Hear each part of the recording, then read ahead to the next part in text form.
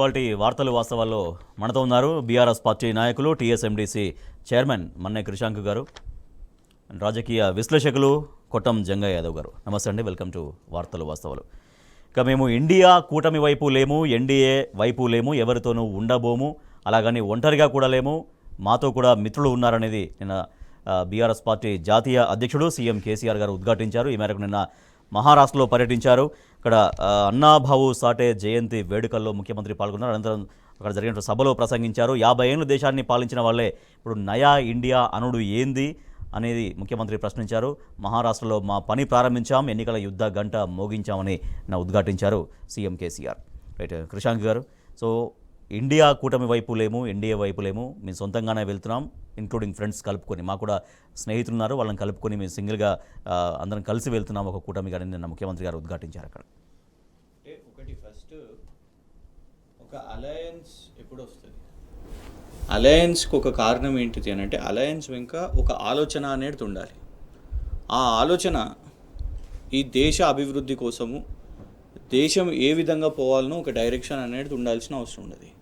కానీ ఇవాళ ఏ విధంగా అయితే కాంగ్రెస్ ఆపోజిట్ నరేంద్ర మోదీ గారి ప్రభుత్వం, అంటే కేవలం మోదీ గారి ప్రభుత్వము దాన్ని ఎట్లా పడగొట్టాలి, అధికారంలో వీళ్ళు ఎట్లా రావాలి, అలయన్స్ అధికారం కోసం రావద్దు, అలయన్స్ అనేది ఒక కొత్త ఆలోచన విధానం కోసం రావాలి. కేసీఆర్ గారు పదే పదే ఏమని అంటున్నారంటే ఈ రెండు జాతీయ పార్టీలు కూడా ఇప్పటి వరకు వాళ్ళు అధికారంలో ఉండి వారి ఆలోచన విధానం ఒక వ్యవసాయం పట్ల, ఒక నీళ్ళ పట్ల, ఒక విద్యుత్ పట్ల, ప్రధానంగా ఇవి పాలసీసే లేవు మన దగ్గర ఈ దేశానికి. సో అట్లాంటి ఒక పాలసీ, ఒక కొత్త నూతన ఆలోచన విధానం పెట్టుకోవాలి. కానీ ఎంతసేపు అధికారం కోసం. ఇవాళ గమనించండి, రెండు పార్టీలు కూడా ఎట్లా, కాంగ్రెస్ అండ్ భారతీయ జనతా పార్టీ వాళ్ళిద్దరితో లేకపోతే భారతీయ జనతా పార్టీ ఏమో కాంగ్రెస్కి బీటీం అని అంటుంది, కాంగ్రెస్ వాళ్ళేమో భారతీయ జనతా పార్టీకి బీటీం అని అంటారు. ఇట్లాంటి పరిస్థితి ఇవాళ. ఉదాహరణకు నిన్న మీరు గమనించండి, నరేంద్ర మోదీ గారికి మహారాష్ట్రలో మన లోక్మాన్య తిలక్ అవార్డు ఇవ్వడం జరిగింది నిన్న.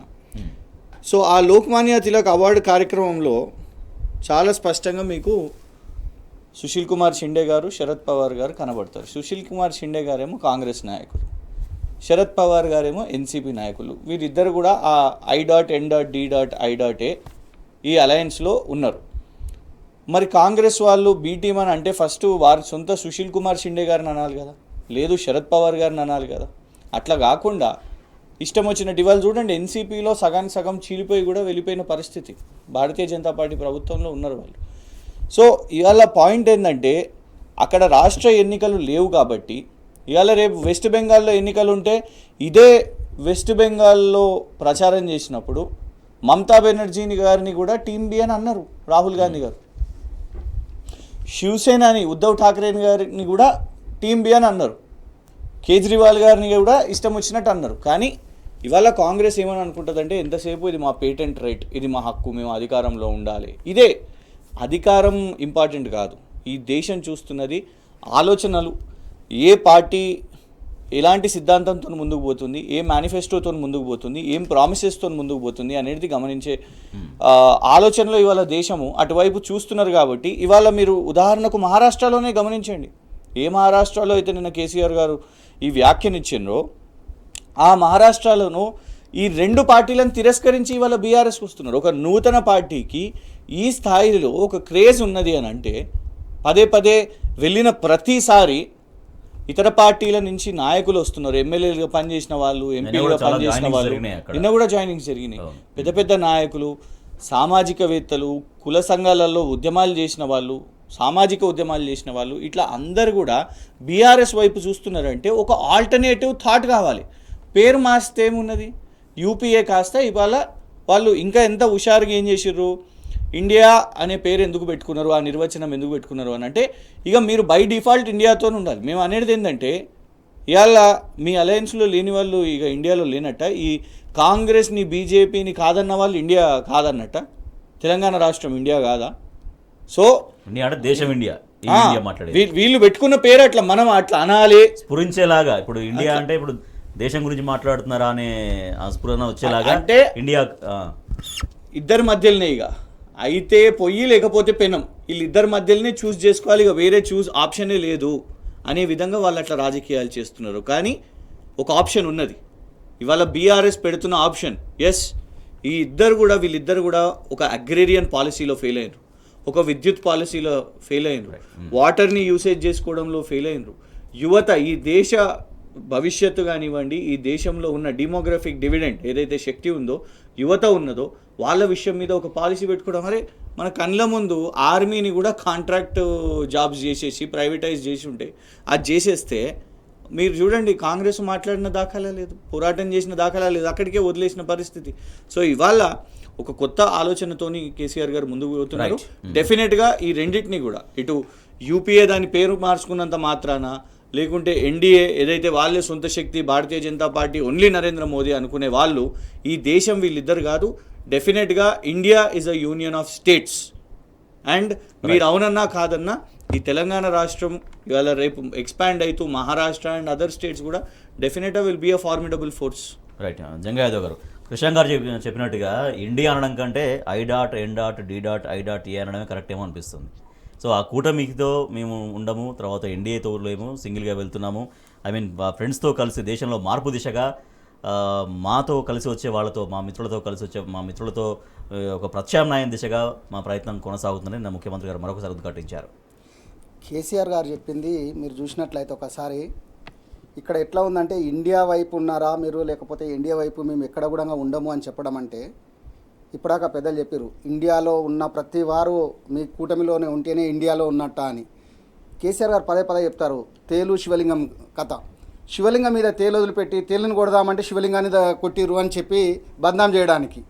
అంటే ఎక్కడ కూడా ప్రజల వైపు మాత్రం వీళ్ళు లేకుండా వీళ్ళు కూటమిల వైపు మాత్రమే ఉంటున్నారు.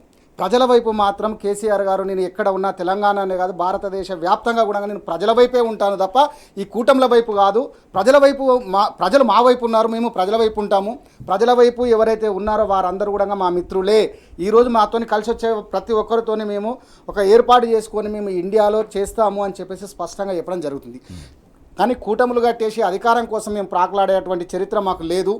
మేము అభివృద్ధి కోసము, ప్రజల యొక్క బాగోగుల కోసమే ఆలోచిస్తున్నాము తప్ప మీలాగా అధికారం కోసము ఇప్పుడు 50 ఏళ్ళు పరిపాలించిన తర్వాత కూడా పేరు మార్చుకొని ఊసరవెల్లిలాగా రంగులు మార్చినట్టు పేరు మార్చుకొని కొత్తగా ఇండియా అని ఒక కూటమిని పెట్టుకొని అధికారం ఎన్డీఏని దించేయాలి, మేము రావాలి అధికారంలో, సీటు కోసమే ప్రయత్నం చేయాలి అని చెప్పి దురుద్దేశం లేదు అని స్పష్టంగా చెప్పడం. అదేవిధంగా ఇంకొక విషయం చూసుకున్నట్లయితే ఎక్కడ కూడా కేసీఆర్ గారు పదే కూడా చెప్తున్నారు, మేము ఎక్కడైతే అధికారంలో ఉన్నామో తెలంగాణ రాష్ట్రంలో అక్కడ ఉన్నటువంటి సంక్షేమ పథకాలు కానీ, మేము చేస్తున్నటువంటి అభివృద్ధులు కానీ, మేము చేస్తున్నటువంటి స్కీమ్ల యొక్క ఫలితాలు చూడండి, దాన్ని చూసిన తర్వాతనే మీరు మహారాష్ట్ర కానీ కర్ణాటక కానీ మిగతా రాష్ట్రాలలో మమ్ములని నమ్మండి, లేకపోతే మేము చేసినటువంటి అభివృద్ధిని చూసిన తర్వాత మాట్లాడండి అని చెప్తున్నారు. కానీ ఇక్కడ ఉన్నటువంటి కూటమి నాయకులు మాత్రం గతంలో చేసినటువంటి మా యొక్క పాలన చూసి మీరు మాకు ఓటేయండి అని అడిగేటువంటి అర్హత ఈరోజు బీజేపీ కానీ కాంగ్రెస్ కానీ ఈ కూటమిలో ఉన్నటువంటి ఏ పార్టీ కూడా ఆ యొక్క ధైర్యం చేసేటువంటి సిచ్యువేషన్స్ కనిపించట్లేదు. కనుకనే ఈరోజు వాళ్ళు ఏంటంటే పేర్లు మార్చుకొని ముందు రావడానికి ప్రయత్నం చేస్తున్నారు. దాన్ని నమ్మే పరిస్థితిలో కూడా ప్రజలు లేరు.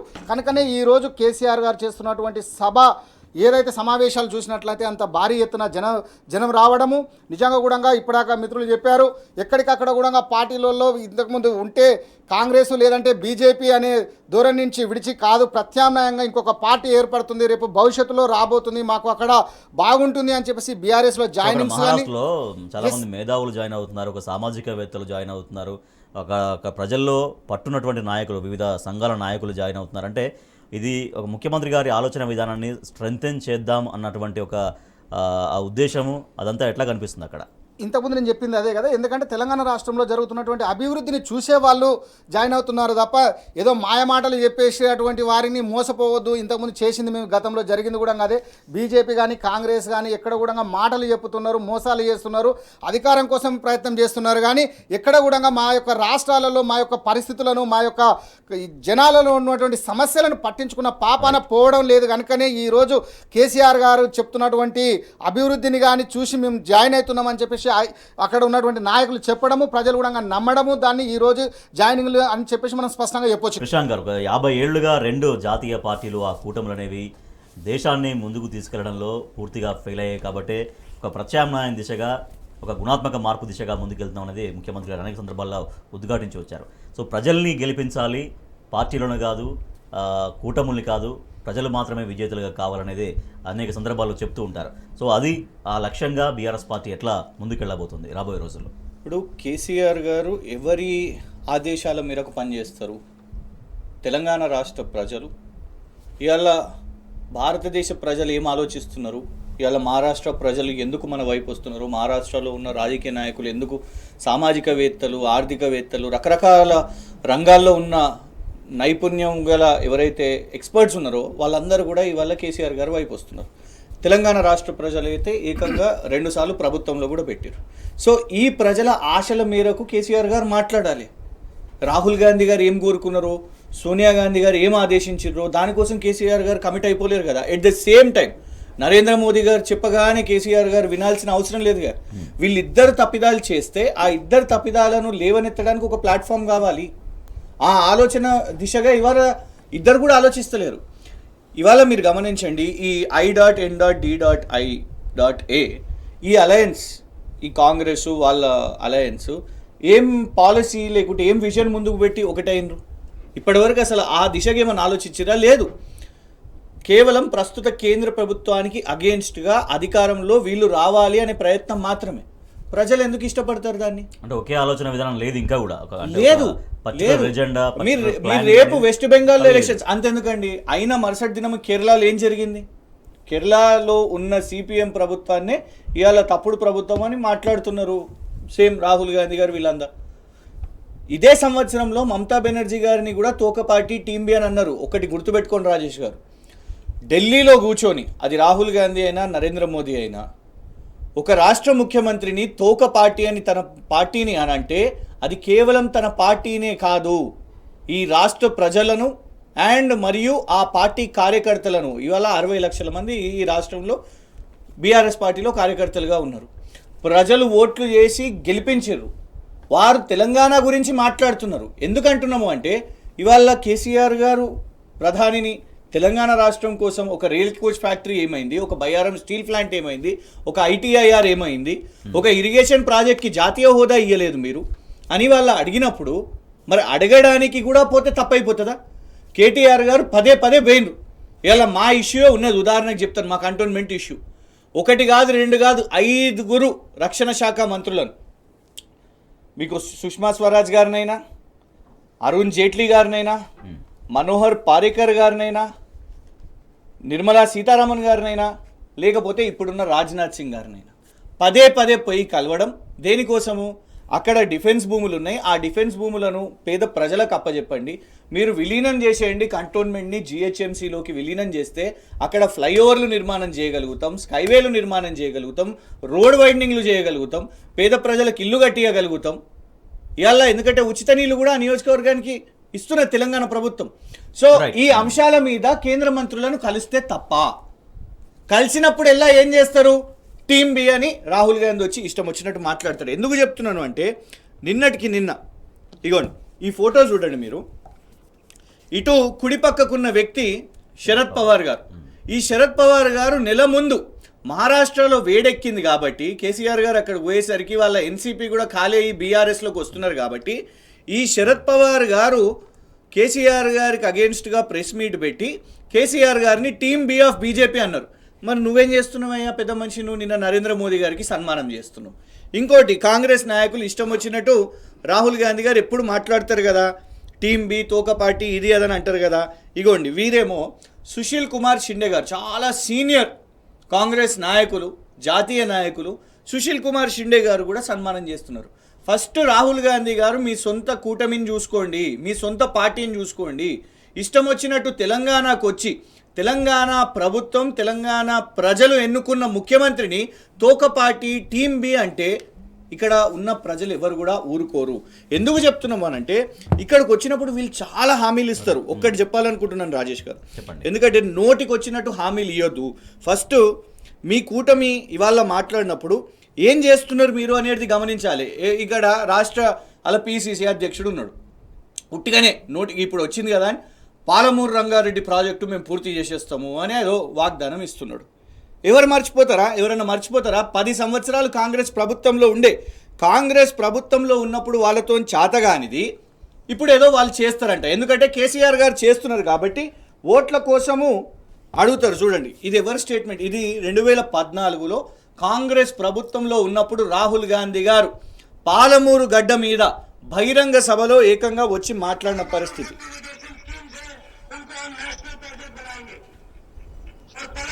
మైక్ దగ్గర పెట్టండి. టికెట్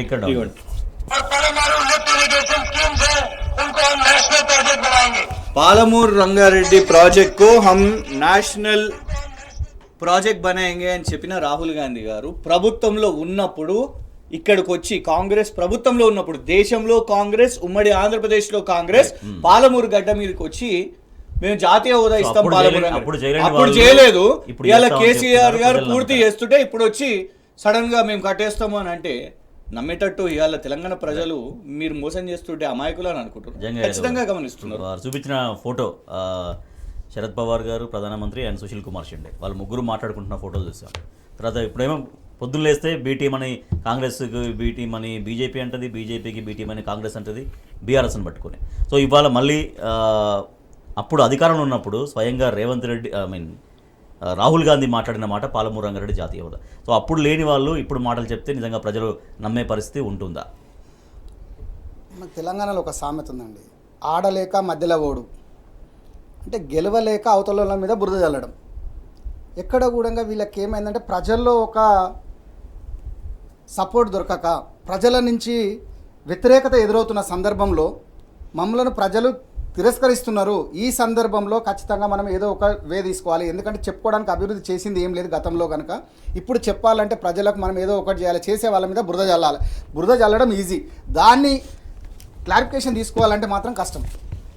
ఈ సందర్భంలో మీరు చెప్పినట్లయితే బీజేపీ కానీ, బీజేపీ పాలిత రాష్ట్రాలు కానీ, కాంగ్రెస్ పాలిత రాష్ట్రాలు కానీ ఇప్పుడు ఉన్నటువంటి సందర్భంలో అక్కడ ఉన్న అభివృద్ధి, వాళ్ళు ఇచ్చిన హామీలు కానీ, ఎలక్షన్స్లలో మేనిఫెస్టోలో పెట్టిన హామీలు ఇప్పటివరకు ఎంతవరకు నెరవేర్చారు? ఇప్పుడు తెలంగాణ రాష్ట్రంలో కేసీఆర్ గారు ఇచ్చినటువంటి మేనిఫెస్టోలో ఉన్నటువంటి హామీలు ఎంతవరకు సక్సెస్ అయినాయి? ఇవి కంపారిజన్ చేసినట్టయితే తెలుస్తుంది.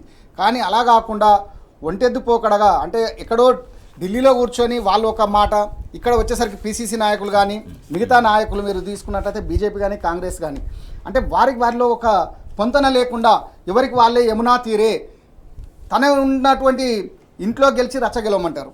కానీ ఇక్కడ రాష్ట్రాలలో కింది నాయకత్వం ఎక్కడ కూడా సపోర్ట్ చేయకుండా ఢిల్లీలో జరిగేటువంటి పరిణామాలు షీల్డ్ కవర్ రాజకీయాలు చేయడం జరుగుతుంది. కానీ కేసీఆర్ గారు కానీ, టీఆర్ఎస్ ప్రభుత్వం అయినా బీఆర్ఎస్గా మారిన తర్వాత కూడా ఒకే మాట మీద ఒకే బాటలో నడుస్తున్నటువంటి పటిష్టమైన నాయకత్వం ఉన్న సందర్భంలో ఎక్కడ కూడా చెప్పిందే చేస్తాం, చేసేదే చెప్తాము అని చెప్పేసి కేసీఆర్ గారు పదే చెప్తారు. మాట ఇవ్వద్దు, ఇచ్చిన తర్వాత వెనకడుగు వేయొద్దు అనే ఉద్దేశంతోనే ఈరోజు మీరు తీసుకున్నట్లయితే కేసీఆర్ గారు మేనిఫెస్టోలో పెట్టినవే కాకుండా తర్వాత జరుగుతున్నటువంటి పరిణామాలు మీరు తీసుకున్నట్లయితే ఉద్యోగస్తులు కానీ, రైతులు కానీ, కార్మికులు కానీ, కర్షకులు కానీ ప్రతి సందర్భంలో తెలంగాణ ప్రజలే కాదు, ఈరోజు భారతదేశ ప్రజలు కూడా సుఖశాంతాలు ఉండాలనే ఒక సంకల్పంతో వారు పార్టీ విస్తరణకు రేపు భవిష్యత్తులో కాంగ్రెస్కు, బీజేపీకే కాదు, ఇక్కడ ఉంటే ఇక్కడ ఉండు లేకపోతే అక్కడ ఉండు అనకుండా అభివృద్ధి వైపు ఉండండి అని చెప్పేసి చెప్తున్నారు తప్ప, లేదు మీరు మా దగ్గరికి రండి అని చెప్పేసి కేసీఆర్ గారు కూడా ఎక్కడ కూడా అధికారం కోసం పాకులాడకుండా నేనేదో పీఎం నవ్వుతాను ఇది అని కాదు. నిజంగా ప్రజలు బాగుంటే మేము ఖచ్చితంగా ఉంటాము, ప్రజలు అభివృద్ధి కోసం చూడండి, మీరు బాగు చేయండి అని చెప్పేసి పదే నరేంద్ర మోడీ గారు మహారాష్ట్ర కావచ్చు, ఇతర రాష్ట్రాల నాయకులను అనేది ఆకర్షిస్తుంది. దానికోసమే ఈరోజు చేస్తున్నారు. కృషాంక్ గారు, రాజేష్ గారు, కేసీఆర్ గారు రాహుల్ గాంధీ గారు లాగా పోయి నరేంద్ర మోడీని కౌగిలించుకున్న వ్యక్తి కాదు. పార్లమెంట్లో అందరు చూసారు, ఇదేంది విచిత్రం అని అనుకున్నారు. కానీ ఈ రాష్ట్రంలో డెఫినెట్గా ఒక కుట్ర జరుగుతున్నది. అసలు వాస్తవానికి ఆ రెండు జాతీయ పార్టీలు కూడా ఒకటి అయితే నువ్వు లేకపోతే మేము వేరే పార్టీలను ఎవరిని కూడా ఈ స్థాయిలో ఎదగనివ్వద్దు, రాష్ట్రాల గురించి మాట్లాడొద్దు, రాష్ట్రాల హక్కుల గురించి మాట్లాడొద్దు అని వాళ్ళ అజెండా నడుస్తుంటుంది. అందుకే ఇక్కడికి ఎప్పుడెప్పుడు రాహుల్ గాంధీ వచ్చినా నరేంద్ర మోదీ గారి వైఫల్యాన్ని ఒక్కసారి కూడా మాట్లాడలేదు. అంతేకాదు ఇక్కడ ఉన్న పిసిసి అధ్యక్షుడు గాడ నరేంద్ర మోదీ గారు ఇక్కడికి వరంగల్ సభలో వచ్చినప్పుడు మరి కనీసము పిసిసి అధ్యక్షునిగా ఇవాళ వరకు ప్రెస్ మీట్ పెట్టి ఎందుకు రైల్ కోచ్ ఫ్యాక్టరీ ఇవ్వలేదు అని కేంద్ర ప్రభుత్వాన్ని నిలదీయలేదు. నరేంద్ర మోదీ గారు ఇక్కడికి వస్తుండంటే ఆయన సెలవుకు యూఎస్ఏకి వెళ్ళిపోయిన పరిస్థితి పిసిసి అధ్యక్షుడు ఇప్పటి వరకు ఒక ప్రోగ్రాం తీసుకోలేదు. ఇక్కడ గ్రౌండ్ మీద వాస్తవానికి తెలంగాణ ప్రభుత్వానికి వ్యతిరేకంగా బీజేపీ కాంగ్రెస్ ఒకటైతుంది. దానికి ఉదాహరణ ఇది చూడండి, ఇది నిన్నటి ఫోటో. ధర్నాకు ఇక్కడ కాంగ్రెస్ జెండాలు కనబడుతున్నాయి, మీకు పక్కనే బీజేపీ జెండాలు కనబడుతున్నాయి చూడండి. ఇది బాన్స్వాడలు. ఇట్లా చాలా చోట్ల కూడా గతంలో మణికొండ మున్సిపాలిటీ అప్పుడు కూడా పొత్తులు పెట్టుకొని మరి వాళ్ళు పదవులు పంచుకున్న పరిస్థితి కాంగ్రెస్ బీజేపీ వాళ్ళు. ఇక్కడ కూడా చూడండి, మీకు చాలా క్లియర్గా కనబడుతున్నది. జెండాలు కాంగ్రెస్ వాళ్ళు బీజేపీ కలిసి ఎక్కడైనా ధర్నా కూర్చుంటాయని అంటే అట్లాంటి అజెండాలు వాళ్ళు నడుస్తున్నాయి. అంటే అలా పీసీసీ అధ్యక్షుడు అదే మైండ్ సెట్ ఉన్న వ్యక్తి కాబట్టి, బీజేపీ నుంచి వచ్చిన వ్యక్తి, ఆర్ఎస్ఎస్ నుంచి వచ్చిన వ్యక్తి, ఏబీవీపీ నుంచి వచ్చిన వ్యక్తి కాబట్టి ఇవాళ నరేంద్ర మోదీ గారిని బీజేపీని ప్రశ్నిస్తలేడు. అంటే మనకు తెలియకుండా జరుగుతుందని చెప్పేసి మనం అనుకోవడంలో కూడా కరెక్ట్ కాదు. ఆదేశాల మేర ప్రకారమే జరుగుతుండొచ్చు అని మనం ఇక్కడ అనుమానించాల్సిన అవసరం కూడా ఉంటుంది. రాష్ట్ర ప్రభుత్వం కొత్తగా కొనుగోలు చేసిన 466 అత్యవసర వాహనాలను ముఖ్యమంత్రి గారు ప్రారంభించారు. అత్యవసర వాహనాలు ప్రజాసేవలోకి వెళ్తున్నాయి. సో అంబులెన్స్లు ఇప్పటిదాకా నిర్దేశిత ప్రాంతానికి 30 నిమిషాల్లో వెళ్ళేవి, కానీ 15 నిమిషాల్లోనే, అంతకంటే తక్కువ సమయంలోనే అంబులెన్సులు వెళ్లే విధంగా వ్యవస్థ పనిచేస్తుందనేది నిన్న వైద్య ఆరోగ్య శాఖ మంత్రి హరీష్ రావు పేర్కొన్నారు. కృషాంక్ గారు, ఈ 466 అత్యవసర వాహనాలు ప్రజాసేవలోకి వెళ్ళిన ఈ సందర్భంగా ప్రజలకి ఇవి మరింత సేవలు అందుబాటులోకి ఎట్లా ఉంటాయని చెప్పొచ్చు? ఇవి చాలా ఉపయోగకరంగా ఎట్లా ఉంటాయి? ఇటు ఒకవైపు 204 అంబులెన్స్లు, 108 అంబులెన్స్లు మరియు 228 అమ్మఒడి వాహనాలు. వీటితోనంటే ఒకటి చాలా క్లియర్గా కూడా ఇన్ఫ్రాస్ట్రక్చర్ నిర్మాణం ఇటు గమనించండి. పార్థివ దేహాల కోసం అవి కూడా 34 వాహనాలు. వీటిని అంటే మీరు ఒకటి లార్జర్గా మీరు గమనించండి, ఇన్ఫ్రాస్ట్రక్చర్ నిర్మాణం మీద ఫోకస్ చేసినప్పుడు ప్రతి దగ్గర ఇవాళ ఆసుపత్రుల నిర్మాణాలు కానివ్వండి, ఇప్పుడు నగరంలో బస్తీ దవాఖానాలు, నలుమూలల్లో 4 దిక్కులు సూపర్ స్పెషాలిటీ హాస్పిటల్స్, 1200 పడకల ఆసుపత్రులు, మరియు జిల్లాలలో కూడా ఈ ఆసుపత్రులతో పాటు అదనంగా మొన్న 7 మనకు మెడికల్ కాలేజీలు, ఇటు నర్సింగ్ కాలేజెస్ నిర్మాణం చేపట్టడం, మరియు వీటితో పాటు అక్కడ ఏదైతే సామాగ్రి అవసరమో దానికోసం ఇవాళ అంబులెన్స్లు పెంచుకోవడం. అంటే ఒక ఇన్ఫ్రాస్ట్రక్చర్ని ఫోకస్ చేసినప్పుడు, ఒక జిల్లా అక్కడ ప్రజలను ఫోకస్ చేసినప్పుడు దానికి సంబంధించిన ప్రతి ఒక్కటి అనుబంధంగా ఏవేవి అవసరం ఉంటాయో దాన్ని ఇవాళ తెలంగాణ ప్రభుత్వం ఏర్పాటు చేస్తున్నది. ఇవాళ వైద్యం మీద ఫోకస్ చేసిన ఒక 2 ప్రోగ్రామ్స్ మనం గమనించాలి. వైద్యం, విద్య. ఈ గత 2 సంవత్సరాల మీద నుంచి తెలంగాణ ప్రభుత్వం పూర్తిగా అదే ఫోకస్ చేస్తున్నది. కోవిడ్ తర్వాత ఒకవైపు మన ఊరు మనబడి, ఇంకోవైపు ఇటు వైద్యం దిశగా మనకు ఇమీడియట్గా కోవిడ్ అప్పుడు తెలంగాణ ఇన్స్టిట్యూట్ ఆఫ్ మెడికల్ సైన్సెస్ని మనం ఏర్పాటు చేసుకున్నాం. చాలా స్పీడ్గా అప్పుడు ఏర్పాటు చేసుకున్నాం కాబట్టి ఇటు గాంధీ నుంచి ఈజ్ ఆఫ్ అయ్యే విధంగా ఇక్కడ మనం నిర్మాణం చేసుకున్నాం. ఇప్పుడు ఉస్మానియా జనరల్ హాస్పిటల్ కూడా అక్కడ నూతన ఆసుపత్రి కావాలి, ప్రజలకు అక్కడ ఇబ్బందులు కలుగుతున్నాయి కాబట్టి అక్కడ నూతన ఆసుపత్రి కావాలి కాబట్టి అక్కడ నిర్మాణం జరుగుతున్నది. సో ఇవాళ ఏదైతే సేవలు గతంలో కూడా మనం చూసినాం, ఇన్ఫ్యాక్ట్ దీనికి మనం ఇంకా అడిషనల్ వైకుంఠధామాల గురించి కూడా మాట్లాడాల్సిన అవసరం లేదు. ఆ వైకుంఠధామాల నిర్మాణం ఇవాళ మరి పార్థివ దేహాన్ని అటు తరలించడానికి కూడా ఇవాళ మరి ఏదైతే వాహనాలు అవసరం ఉన్నాయో ఇవన్నిటిని ప్రభుత్వం కేటాయించడం నిజంగా కూడా infrastructure building is very important. మనకి ఎన్ని ఇవి అంబులెన్స్లు పెరగడము ఇవన్నీ, ఎందుకంటే మనం చూస్తూ ఉంటాం చాలా మధ్యప్రదేశ్ ఇతర రాష్ట్రాలల్లో, బీజేపీ పాలిత రాష్ట్రాలల్లో మధ్యలో ఎప్పుడు కూడా న్యూస్లో వస్తుండే శవాన్ని మోసుకుపోయిన పరిస్థితిని చూసినాము. శవం అక్కడ అంబులెన్స్లు లేవు అన్న పరిస్థితి పట్టణాల్లో కూడా చూసిన పరిస్థితి. కర్రలకు కట్టుకొని తీసుకుపో, మంచానికి, చార్పాయి మంచానికి, నవారు మంచాలకు కట్టుకొని తీసుకొని పోవడం, ఇవన్నీ కూడా మనం చూసినాం ఇట్లాంటి విజువల్స్.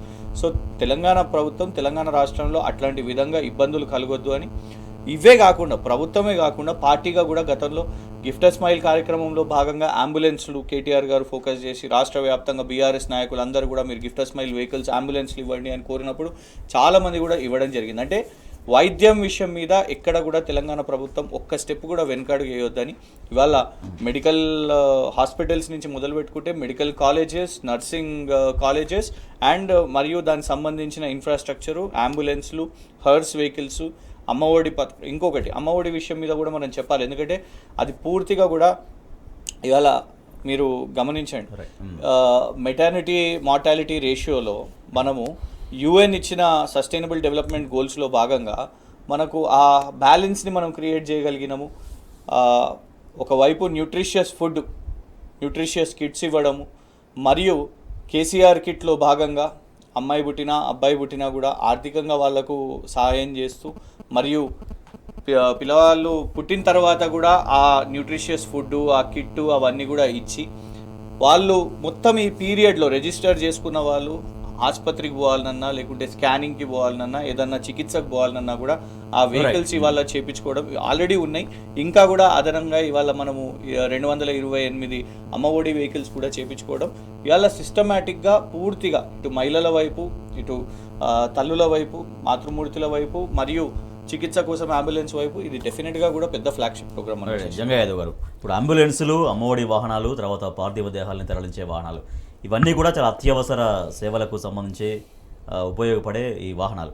సో ఇట్లా పర్టికులర్ డిపార్ట్మెంట్ నుంచి, వైద్య ఆరోగ్య శాఖ నుంచి ఇటువంటి సౌకర్యాలు పెంచడం, ఆ సౌకర్యాలని పెంచిన సౌకర్యాలని ప్రజల్లోకి తీసుకెళ్లడం, ఆ ఫలితాలు వాళ్ళకి అందేలా చేయడం, ఇదంతా ఒక ప్రణాళికాబద్ధంగా ఎట్లా తీసుకెళ్తుంది వైద్య ఆరోగ్య శాఖ? వైద్య ఆరోగ్య శాఖ చెప్పే ముందు మీకు ఒక చిన్న విషయం నేను చెప్పాలి. మొన్న ఒక విషయం ఏంటంటే లయన్స్ క్లబ్ స్వచ్ఛంద సంస్థ, మీకు ఐడియా ఉంటుంది. లయన్స్ క్లబ్ మీటింగ్కు నేను మొన్న వెళ్ళాను. అక్కడ ఒక అమర్నాథ్ గారు అని చెప్పేసి వారు ఒక డిస్కషన్ చేస్తూ ఈ ఫ్రీజర్ బాక్సులు చనిపోయిన తర్వాత కానీ, అదేవిధంగా ఉచిత భోజనము, అంగర్ రిలీఫ్ కానీ, ఐ ఆపరేషన్స్, ఇలా ప్రతిదీ లయన్స్ క్లబ్ గత 100 సంవత్సరాల నుంచి చేస్తుంది. కానీ తెలంగాణ రాష్ట్రం వచ్చిన తర్వాత కంటి వెలుగు అని చెప్పేసి మనం కంటి పరీక్షలు చేసుకోవడానికి అవకాశం లేకుండా వాళ్ళే చేస్తున్నారు గవర్నమెంటు.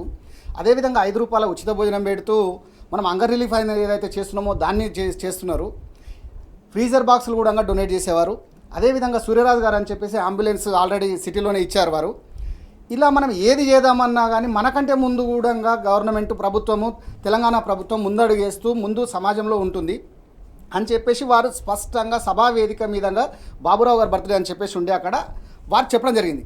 అంటే ఒక స్వచ్ఛంద సంస్థ చేస్తున్నటువంటి కార్యక్రమాలను కూడా ప్రభుత్వం గుర్తించి ఎప్పటికప్పుడు ప్రజలకు ఏదైతే అవసరం ఉందో అంబులెన్స్ కానీ, అదేవిధంగా మీరు అన్నట్టు శోభను తీసుకెళ్ళడానికి అటువంటి వాహనాలు కానీ ప్రతిదీ కూడా అందుబాటులో ఉండాలి. ఎక్కడైనా ఒక చిన్న యాక్సిడెంట్ జరిగిందంటే వారి యొక్క ప్రాణం విలువ పోయినటువంటి కుటుంబానికే తెలుస్తుంది తప్ప చూసే వాళ్ళకి తెలియదు. కానీ ఆ ప్రతి ప్రాణాన్ని కాపాడాలి, ఆ బాధ్యత ప్రభుత్వాన్ని. ఎందుకంటే ప్రజలు మనల్ని నమ్మి మనకు ఓటేశారు. వారి యొక్క యోగక్షేమాలతో పాటు వారి ప్రాణాలకు కూడా మనమే రక్షణ తీసుకోవాలనే ఒక మంచి సంకల్పంతో ఈరోజు అంబులెన్స్ వితిన్ 15 మినిట్స్లో దగ్గర ఉన్నటువంటి ఏ హాస్పిటల్లోనైనా చేసినట్లయితే వారి ప్రాణాన్ని కాపాడగలుగుతామని చెప్పేసి ఒక మంచి ఉద్దేశంతో కేసీఆర్ గారు చేస్తున్నటువంటి ఈ యొక్క అభివృద్ధి పనులు, అదేవిధంగా ప్రజలకు ఏదైతే అవసరం ఉంటుంది మీరు చూసుకున్నట్లయితే నిజంగా కూడా మనం యోగక్షేమాలు తెలుసుకోవడమే కాదు, వారికి ఇంప్లిమెంటేషన్ కూడా చేయాలి. ఇంకా ఇంతకుముందు హాఫ్ అన్ అవర్లో అంబులెన్స్ ఫోన్ చేస్తే వచ్చేది, అక్కడ యాక్సిడెంట్ జరిగినా లేకపోతే ఏదైనా ఇబ్బందులు ఉన్నా కానీ వచ్చేది. కానీ అంతకంటే ముందే, హాఫ్ అన్ అవర్ కంటే ముందే కూడా ప్రాణాలు చాలామంది కోల్పోతున్నారు. ఇది ఇంకా దీన్ని మనం అభివృద్ధి చేయాలి. దీన్ని ఇంకా దీంట్లో ఇంప్లిమెంటేషన్ ఇచ్చేప్పుడు టైం తీసుకోకుండా 10 నిమిషాల 5 నిమిషాల ఎంత త్వరగా వీలైతే అంత త్వరగా మనము వారి యొక్క ప్రాణాలకు రక్షించుకోవాల్సిన బాధ్యత మన భుజస్కంధాల పైన ఉందని చెప్పేసి కేసీఆర్ గారు నిర్ణయం తీసుకోవడం నిజంగా ఇది మిగతా రాష్ట్రాలకు దిక్సూచిగా మనం చెప్పొచ్చు. మానవీయ పాలనకు జనం జేజేలు పలుకుతున్నారు. మన రాష్ట్ర కేబినెట్ తీసుకున్న నిర్ణయాలపైన సర్వత్రా హర్షం వ్యక్తమవుతోంది. ఆర్టీసీ విషయం తీసుకుంటే ఆర్టీసీ సంస్థను ప్రభుత్వంలో విలీనం చేయడం పట్ల రాష్ట్ర వ్యాప్తంగా అన్ని డిపోల్లో ఆర్టీసీ కార్మికులు సంబరాలు చేసుకున్నారు. ఇక పింఛన్ల మంజూరు పైన బీడీ టేకేదారులు కూడా వేడుకలు జరుపుకున్నారు. కృషాంక్ గారు, ఒక మానవీయ పాలన అనేది ఎట్లా అందుతున్నట్టుగా వాళ్ళ జనం ఫీడ్బ్యాక్ చూస్తే మనకు అర్థమవుతుంది. ఆర్టీసీ కార్మికులు నిన్న ప్రభుత్వానికి కృతజ్ఞతలు తెలిపిన విధంగా కావచ్చు, తర్వాత బీడీ కార్మికులు కూడా పింఛన్ల మంజూరు పైన బీడీ టేకేదారులు కూడా వేడుకలు జరుపుకున్నారు. కేసీఆర్ గారికి ఉద్యమకారుల పట్ల, తెలంగాణ రాష్ట్రం పట్ల పూర్తి అన్నీ కూడా అవగాహన ఉన్నాయి. ఎప్పుడు ఏం చేయాలి అనేది చాలా స్పష్టత ఉంది అని చాలా దీంతోనే అర్థమవుతుంది. ఎందుకంటే ఎవరు డిమాండ్ చేయలేదు, ఎవరు ఊహించలేదు కూడా. సడన్గా క్యాబినెట్ డిసిషన్లో ఇవాళ మరి ఆర్టీసీ పక్షాన, ఎందుకు అని అంటే ఆర్టీసీ వాళ్ళు ఉద్యమంలో ఉన్నవాళ్ళు, వాళ్ళని గౌరవించుకున్న వాళ్ళం. మధ్యలో కొందరు రాజకీయ నాయకులు టెంట్లు వేసినందుకు వాళ్ళ రాజకీయ అవకాశాల కోసం ఆర్టీసీని ప్రైవేటైజ్ చేస్తున్నారు అని పుకారులు చేసిరు. కానీ ఇవాళ ఆ రాజకీయ నాయకులను, ఆ అవకాశవాదులను ఇవాళ ఖచ్చితంగా ప్రశ్నించాల్సిన అవసరం ఉన్నది. రాజేష్ గారు, ఏమైనా ప్రైవేటైజ్ అయిందా? ప్రైవేటైజ్ ఎందుకంటే ఈ రాష్ట్రంలో ఒక దుర్మార్గమైన కుట్రలు జరుగుతున్నాయి తెలంగాణ ప్రభుత్వం మీద, కేసీఆర్ గారి ప్రభుత్వం మీద. రైతు బంధు మొదలుపెట్టినప్పుడేమో హుజూర్ నగర్ ప్రచారం చేశారు, రైతు బంధు ఆగిపోతుంది, రైతు బంధు ఆగిపోతుంది అని. ఆగిందా రాజేష్ గారు? దళిత బంధు మొదలుపెట్టినప్పుడు దళిత బంధు ఆగిపోతుంది, దళిత బంధు ఎలక్షన్ తర్వాత హుజరాబాద్ ఎలక్షన్ తర్వాత ఆగిపోతుంది అని ప్రచారం చేశారు. ఆగిందా దళిత బంధు? ఇవాళ దళిత బంధు తర్వాత మైనారిటీ బంధు వచ్చింది మనకు, బీసీల బంధు వచ్చింది మనకు, ఇవన్నీ కూడా మనకు అందరికీ చేస్తున్నారు.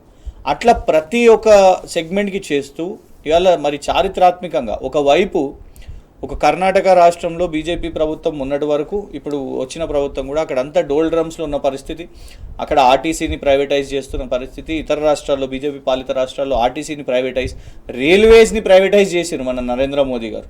రైల్వేస్ భూములను, రైల్వేస్ని వాటిని ప్రైవేటైజ్ చేసినప్పుడు మేము ప్రైవేటైజేషన్కి అనుకూలం కాదు, పబ్లిక్ ట్రాన్స్పోర్ట్ను కాపాడుకుంటాం. ఒకవైపు మెట్రో లాంటి సంస్థలను, మెట్రోని ఇవాళ నగరానికి నలుమూలలో ఇవాళ మొత్తం విస్తీర్ణ పెంచుతూ, ఇంకోవైపు ఆర్టీసీని కూడా పటిష్టపరిచారు. ఒకటే రోజు ఒకటే దెబ్బకు రెండు ఆలోచనలు, గొప్ప ఆలోచన. ప్రజా రవాణాను ప్రోత్సహించడానికి రెండు, ఒకవైపు హైదరాబాద్ నగరంలో విశ్వనగరంగా మారుతున్న మొత్తం పూర్తి హైదరాబాద్ నగరంలో మెట్రో ఒక గ్రాండ్ సక్సెస్ ఉన్నది కాబట్టి కేవలం ఒక ఎయిర్పోర్ట్కే కాదు, ఎయిర్పోర్ట్కి వెళ్ళే ప్రయాణికులు మాత్రమే కాదు, ఇటు పటాన్చెరు కానివ్వండి, ఎవ్రీవేర్ ఆల్ డైరెక్షన్స్ వైపు కూడా ఇవాళ 69,000 కోట్ల ఖర్చుతోని కాబోయే మెట్రోకు ఇటు కార్యక్రమానికి మరి నాంది పలుకుతూ తెలంగాణ ప్రభుత్వం తీసుకున్న క్యాబినెట్లో నిర్ణయం. మరీ ముఖ్యంగా ఇటు ప్రజా రవాణా ఇంకా ఆర్టీసీ మీద ఏదైతే మనం డిపెండ్ అయి ఉన్నామో ఆ ఆర్టీసీని పటిష్టపరచడానికి, అందులో పనిచేస్తున్న ఎవరైతే ఉద్యోగులు ఉన్నారో ఆ ఉద్యోగులను ఇవాళ ప్రభుత్వ ఉద్యోగులుగా, అదేవిధంగా ఏదైతే అందరు ప్రభుత్వ ఉద్యోగులకు రేపు పెన్షన్ బెనిఫిట్స్ కానివ్వండి, వాళ్ళకు ఒక గ్యారంటీ, ఒక గవర్నమెంట్ జాబ్ హోల్డర్గా ఏదైతే గ్యారంటీ ఉంటుందో, ఒక సాధారణ ప్రభుత్వ ఉద్యోగి ఎట్లయితే ఉంటాడో ఒక కార్పొరేషన్ ఉద్యోగికి ప్రభుత్వ ఉద్యోగికి తేడా ఉంటాయి. ఆ కార్పొరేషన్ నుంచి కాకుండా ఇవాళ ఆర్టీసీ వాళ్ళకు కూడా వాళ్ళకు జాబ్ గ్యారంటీ ఇస్తూ ప్రభుత్వ ఉద్యోగులను కల్పించడం, అది విలీనం చేయడం, నిజంగా కూడా ఇవాళ ఆర్టీసీ మొత్తం కూడా అంతటా ఇవాళ సంబరాలు చేసుకుంటున్నారు, ప్రతి బస్ డిపోలో సంబరాలు చేసుకుంటున్నారు. ఇవాళ కేటీఆర్ గారు కూడా పార్టీ శ్రేణులకు పిలుపునిచ్చారు. కానీ దానికంటే ముందే ఆర్టీసీ వాళ్ళే ఇవాళ ఏ ఆర్టీసీ దగ్గర అయితే గతంలో ఒక అబద్ధాల కారణంగా రాజకీయ అవసరాల కోసము ప్రైవేటైజేషన్ చేస్తున్నారు అని అన్నారు. ప్రైవేటైజ్ చేసే వాళ్ళు ఇవాళ దాన్ని కాపాడుకుంటారా?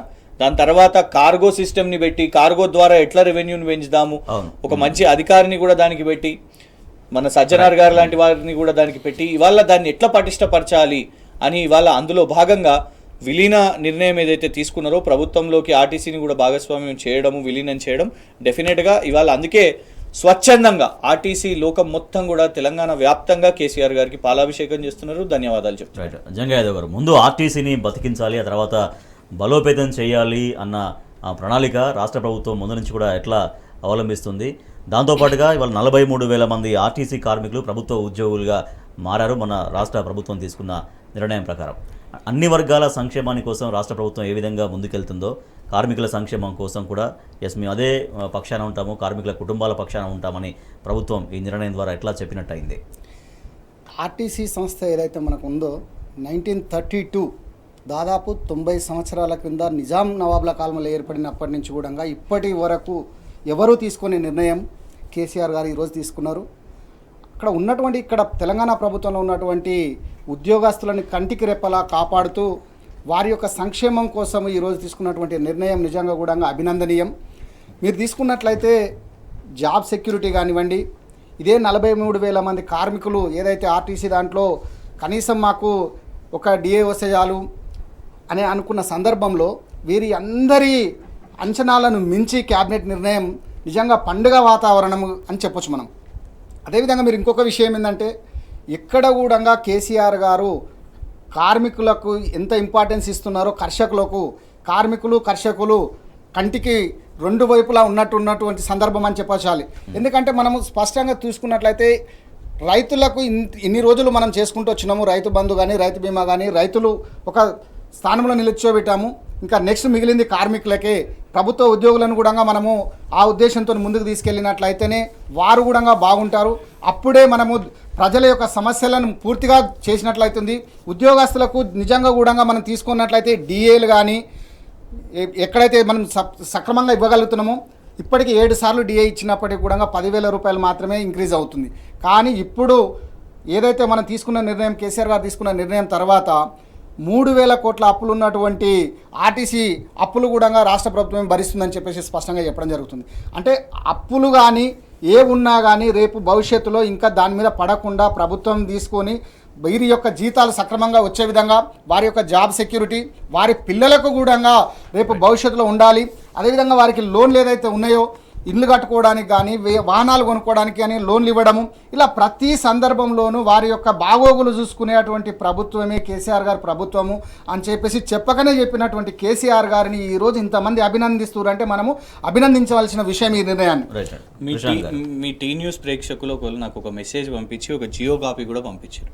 కోవిడ్ సమయంలో, ఎందుకంటే కోవిడ్ లాంటి ఒక మహమ్మారి ఒక పాండమిక్ వచ్చినప్పుడు ఇమీడియట్గా మనకు రిక్రూట్మెంట్స్ అవన్నీ కూడా చేయాల్సిన అవసరం ఉండే.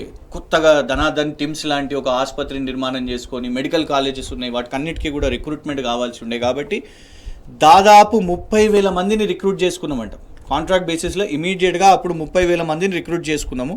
అందులో డిఫరెంట్ పోస్ట్స్ ఉన్నాయి.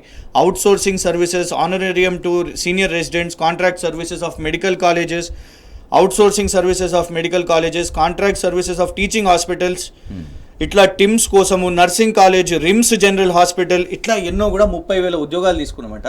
కోవిడ్ అయిపోయింది కదా అని మా అందరినీ కూడా తీయలేదు, ఇంకా మమ్మల్ని కంటిన్యూ చేస్తూ మొన్న 2 రోజుల క్రితము మళ్ళీ ఒకసారి కూడా తెలంగాణ ప్రభుత్వము మమ్మల్ని ఏదైతే కాలపరిమితి ఉందో దాన్ని పొడిగిస్తూ ఇవాళ మానవీయ కోణంగా మాతో ఉన్నారు అని అంటే దాన్ని నిజంగా కూడా సంతోషపడుతున్నాం. కేవలం కోవిడ్ కోసమే కాదు, ఇంకా కంటిన్యూ చేస్తున్నది మా సర్వీసెస్ అని ఒక ప్రేక్షకుడు పంపించిండు. అంటే ఉద్యోగులను ఎట్లా దగ్గర పెట్టుకుంటున్నది ప్రభుత్వం, తెలంగాణ రాష్ట్ర ప్రభుత్వం ఎట్లా ఉద్యోగ అవకాశాలు కల్పిస్తున్నది. కొత్త నిర్మాణాలు, కొత్త కాలేజీలు, హాస్పిటల్స్ వస్తున్నప్పుడు ఎట్లా అవకాశాలు వస్తున్నాయి. ఇప్పుడు కొత్త అంబులెన్స్లు, కొత్త వాహనాలు, కొత్త అమ్మఒడి వెహికల్స్ వచ్చినప్పుడు కూడా డెఫినెట్గా అది కూడా ఎంప్లాయ్మెంట్ కి కూడా అవకాశం. గ్రామాన కూడా ఈ రోజు రాష్ట్ర రవాణా సంస్థ తీసుకున్నట్లయితే గ్రామాన ఈ రోజు గ్రామాన్ని కూడా ఈ రోజు ఎర్ర బస్సులు పోతున్నాయి. అలా బస్సులను చూసి కూడా ఎంతో మంది వారి సౌకర్యార్థం కూడా డెవలప్ చేయడం జరుగుతుంది మనం చెప్పొచ్చు. మణిపూర్ హింసాకాండ పైన కేంద్ర ప్రభుత్వం పైన, రాష్ట్రంలోని బీజేపీ ప్రభుత్వం పైన సుప్రీంకోర్టు ఆగ్రహం వ్యక్తం చేసింది. శాంతి ఏది, భద్రత ఎక్కడ అంటూ ప్రశ్నించింది. డీజీపీ వచ్చి సమాధానం చెప్పాలంటూ మణిపూర్ ఘటనపై సుప్రీం నోటీసులు జారీ చేసింది. 7న తమ ఎదుట విచారణకు హాజరు కావాలని సుప్రీంకోర్టు ఆదేశాలు జారీ చేసింది. రైట్, కృషాంక్ గారు, ఇవాళ కేంద్రంలో ఉన్న ప్రభుత్వమే మణిపూర్లో ప్రభుత్వంలో ఉన్నది. గతంలో మొన్న ఈ అల్లర్లు ఇవన్నీ జరిగేటప్పుడు అమిత్ షా గారిని, హోంశాఖ మంత్రి కదా, అమిత్ షా గారిని అడిగితే కూడా అంత మంచిగానే ఉన్నది అని అన్న పరిస్థితి. ఇలా పార్లమెంట్ సెషన్లో ఎంపీలు అందరూ కూడా, మన బీఆర్ఎస్ ఎంపీలు అయితే ఏకంగా అక్కడ ధర్నాలు చేస్తున్నారు, నినాదాలు ఇస్తున్నారు. మణిపూర్ విషయం మీద ప్రధానమంత్రి గారు వారి పాలసీ పారాలిసిస్ కనబడుతున్నది. దేశంలో ఒక రాష్ట్రం చాలా స్పష్టంగా అక్కడ అల్లర్లు, అక్కడ ఉన్న మహిళల మీద, ఆఖరికి దారుణం ఏంటంటే కార్గిల్లో పోరాటం చేసిన సైనికుడు తన సతీమణిని, తన భార్యను కాపాడుకోలేకపోయినా దేశాన్ని కాపాడడానికి పోరాటం చేసినా కానీ నా సొంత భార్యను నేను కాపాడుకోలేకపోయినాను అని ఏదైతే ప్రకటన చేసిండో నిజంగా మన అందరినీ కూడా కలిసివేసింది.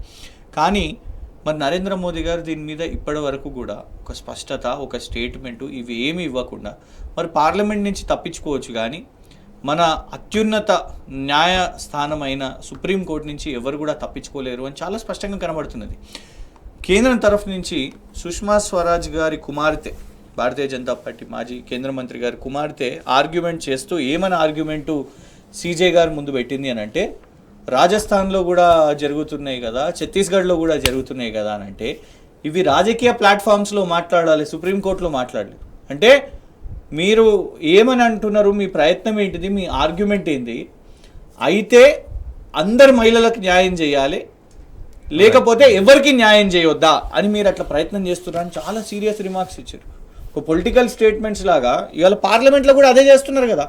స్మృతి ఇరానీ గారు, మహిళా శిశు సంక్షేమ శాఖ మంత్రి, కేంద్ర మంత్రి గారు లేచి ఏమని అరిసిర్రు, రాజస్థాన్లో మాట్లాడండి, ఛత్తీస్గఢ్లో మాట్లాడండి. ఎస్, డెఫినెట్గా చర్చించాల్సిందే. కాంగ్రెస్ పాలిత రాష్ట్రాల్లో అక్కడ మహిళల విషయం మీద విఫలం అనేది జరిగితే అవి చర్చించాల్సిందే. కానీ మరి కేంద్ర ప్రభుత్వంగా బీజేపీగా మీరు ప్రధానమంత్రిగా డబుల్ ఇంజన్ సర్కార్ అని చెప్పుకునే మణిపూరు మరి ఇంత ప్రభుత్వంలో ఉండి ఏం లాభం? రైట్, జంగా యాదవ్ గారు, ఇక్కడ మనము ఓన్లీ మణిపాల్ అని మనం అంటున్నాం కానీ మణిపూర్ మనం చేసుకుంటున్నటువంటి సందర్భం తీసుకుంటే మిగతా రాష్ట్రాల్లో జరుగుతున్నటువంటి కంపారిజన్ చేస్తున్నారు కానీ అక్కడ జరుగుతున్నటువంటి దానికి మాత్రం ఎక్కడ కూడా వీరి యొక్క సమస్యను పరిష్కరించాలనే ఒక ధోరణి కనపడట్లేదు. కేంద్ర ప్రభుత్వం తీసుకున్నట్లయితే అధికారంలో రాష్ట్రంలో కానీ కేంద్రంలో కానీ అధికారంలో ఉన్నది బీజేపీ ప్రభుత్వమే. కానీ మిగతా రాష్ట్రాలలో ఇప్పుడు రాజస్థాన్ కానీ మిగతా రాష్ట్రాలలో ఎక్కడైతే జరుగుతున్నాయి ఇవి కూడా రావా అని చెప్పేసి డిస్కషన్ చేస్తున్నారు. కానీ జరుగుతున్నటువంటి ఈ యొక్క అన్యాయం అయ్యింది అని చెప్పేసి ఎక్కడైతే మనం అనుకుంటున్నామో ఆ సందర్భాన్ని కాదు, దీనికి సమస్య పరిష్కరిస్తాము అని చెప్పేసి ఏ నాయకుడు కూడా ముందుండి ప్రధానమంత్రే తప్పించుకొని తిరుగుతున్నాడు అంటే కిందటువంటి అమిత్ షా గారు హోంమంత్రిగా ఉండి కూడా చర్యలు తీసుకోకపోవడానికి నిజంగా ఇది దౌర్భాగ్య పరిస్థితి అని చెప్పాలా. ఎందుకంటే ఇప్పటిదాకా ఏదైతే సైనిక అధికారిగా పనిచేసినటువంటి మిలిటరీ నుంచి వచ్చినటువంటి కూడా తన భార్యని నేను కాపాడుకోలేను అని ఒక ఆవేదన వ్యక్తం చేస్తున్నాడు. అంటే మీరు ఏ విధంగా ప్రొటెక్షన్ చేస్తున్నారు? ఒక మహిళ ఒక రాష్ట్రంలో జరుగుతున్నటువంటి ఈ యొక్క శాంతి భద్రతని పరిరక్షించలేని వారు రేపు దేశ భద్రతను ఏ విధంగా పరిరక్షిస్తారని చెప్పేసి యావత్ సమాజం కూడా ఎదురు చూస్తుంది. ఎందుకంటే నిజంగా కూడా ఈ రక్షణలో మనం ఉన్నామా, నిజంగా రక్షించగలిగినటువంటి స్థాయిలో ఈ యొక్క బీజేపీ ప్రభుత్వం కానీ కేంద్ర ప్రభుత్వం కానీ రేపు ఏ విధంగా తీసుకుంటుంది నిర్ణయం అని చెప్పేసి ఆలోచిస్తున్నది. కావున ఖచ్చితంగా ఇట్లాంటి సమస్యను పరిష్కరించి మిగతా రాష్ట్రాలకు దిక్సూచిగా కనపడాలి. కానీ ఎక్కడో జరుగుతున్నటువంటి దాన్ని తప్పించుకొని తిరుగువాడు ధన్యుడు సుమతి అనే విధంగా ఈ రోజు నరేంద్ర మోడీ గారి ప్రవర్తన నిజంగా కూడా ఏమైన చర్య అని చెప్పొచ్చు మనం. ఇప్పుడు అధికారమే పరమావధిగా కేంద్ర ప్రభుత్వం బీజేపీ పనిచేస్తున్నది. మణిపూర్లో ఆల్రెడీ వాళ్ళకి అధికారం ఉండి వాళ్ళ యంత్రాంగం పూర్తిగా విఫలమైంది. అయినా కూడా ఇవాళ చూడండి, ఉదాహరణకు ఢిల్లీలో ప్రజలు వాళ్ళకు ఓట్లు లేకపోయినా కూడా ఇంకా వీళ్ళ ప్రయారిటీ ఏంది? ఇవాళ కేంద్ర ప్రభుత్వం ప్రయారిటీ ఏంది? మణిపూర్ కాదు, రగిలిపోతున్న మణిపూర్ కాదు, ఢిల్లీ ప్రభుత్వాన్ని ఎట్లా చేజిక్కుకోవాలి, ఎట్లా ఆర్డినెన్స్ తీసుకొని మొత్తం పవర్స్ అంతా వాళ్ళు తీసుకోవాలి అని వాళ్ళ కేంద్రం ఇవాళ పార్లమెంట్లో పెడుతున్నది. దాన్ని వాళ్ళ బీఆర్ఎస్ మరి కేసీఆర్ గారి ఆదేశం మేరకు మన ఎంపీలందరూ కూడా దాన్ని అపోజ్ చేస్తున్నారు. ఇట్లాంటి ఆర్డినెన్స్ కరెక్ట్ కాదు. రేపు ఢిల్లీతో చేసిన వాళ్ళు తెలంగాణతో చేయొచ్చు, ఏ రాష్ట్రమైనా చేయొచ్చు. అధికారంలో రాలేనప్పుడు దొడ్డిదారిన కేంద్ర ప్రభుత్వం ఎట్లా ఒక ప్రభుత్వాన్ని కూల్చేసి మొత్తం పవర్స్ తీసుకోవాలనో అధికారాన్ని చేజిక్కించుకోవాలనో ఇవాళ ప్రయత్నం జరుగుతుంది. ఫస్ట్ బీజేపీ అధికారంలో ఉన్న మణిపూర్ లాంటి రాష్ట్రంలో న్యాయం చేయండి, ఫస్ట్ శాంతి భద్రతలను కాపాడుకోండి, అప్పుడు ఇతర ప్రభుత్వాలను కూల్చుడు గురించి తర్వాత ఆలోచించండి. థ్యాంక్ యూ సో మచ్ మన కృషాంక్ గారు, thank you so much Janga Yadav గారు. ఇది ఇవాల్టి వార్తలు వాస్తవాలు.